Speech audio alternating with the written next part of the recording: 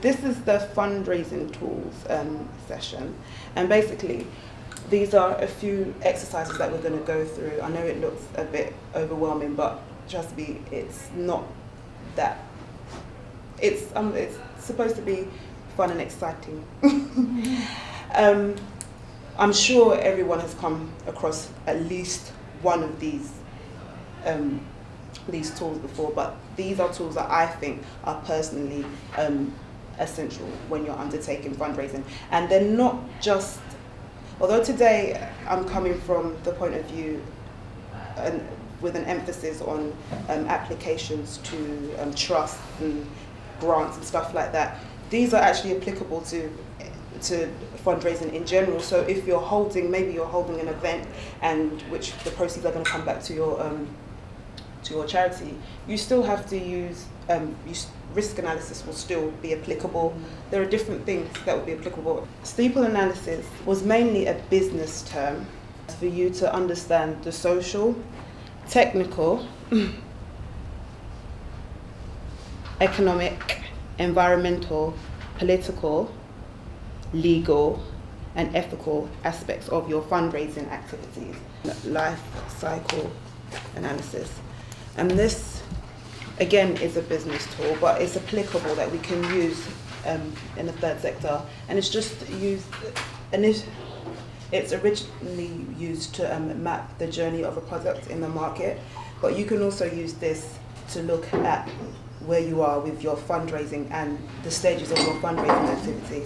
So this might not necessarily apply to fundraising, for instance, like bid writing. This might more so have to do with like maybe the services that you're offering. This is life cycle analysis, and there's 4 stages. There's introduction, growth, maturity, and saturation. With introduction, that's entry into the marketplace. And at this point, there's not much profit to be made as the product and services haven't built a reputation yet, and focus is more on breaking even and recuperating costs. I'm going to use that example, again, the wristbands.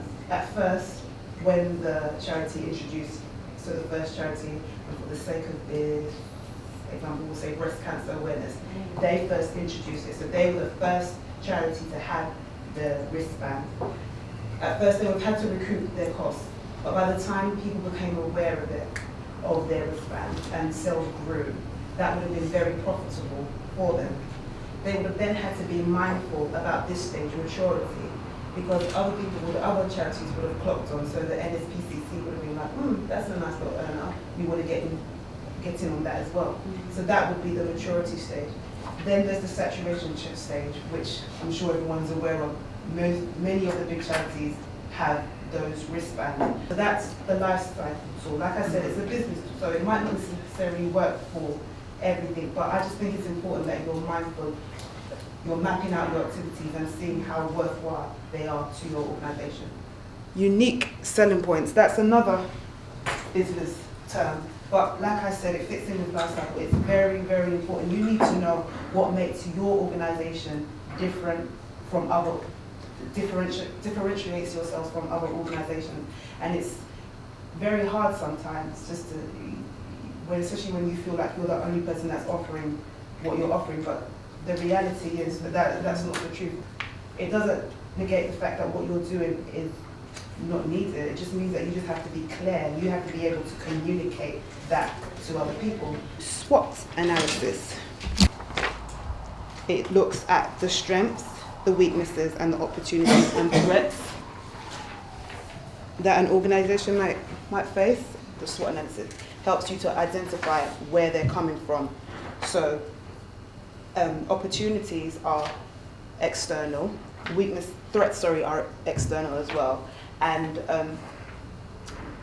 strengths are internal, and weaknesses are internal as well. So the internal things, well, I'm of the opinion that the internal things you have more of, you're able to deal with more than the external. So I guess with the external stuff, you don't have much control over. Mapping out your activities on the life cycle and using the life cycle, that could be a strength, and that's something that's internal, and that's something that you have control over. Using the SMART tool, specific, measurable, achievable, relevant, and time specific. And it's really important that you use this, I feel, for each of your objectives. Stakeholders are any group of people who could either lose or gain because of your organization's activities. And the reason why you need to be aware of these things, and the reason why you need to ask yourself the questions that are in the middle, is because it will affect your fundraising. Not all the stakeholder groups will necessarily be applicable to your organization, but it's just that I just want everyone just to think about how their organization's activities or a project in particular, how they would affect these groups. All of these tools are there to help us to go through the fundraising cycle, and that's establishing the case for support. So that's establishing the reason why your organization provides these services, or the reason why you're setting up this project, helping you to do the research to back that up, developing a plan of how you're going to actually deliver your organization's objectives or the objectives of the project, and then you have to monitor and evaluate. Then you start the process all over again.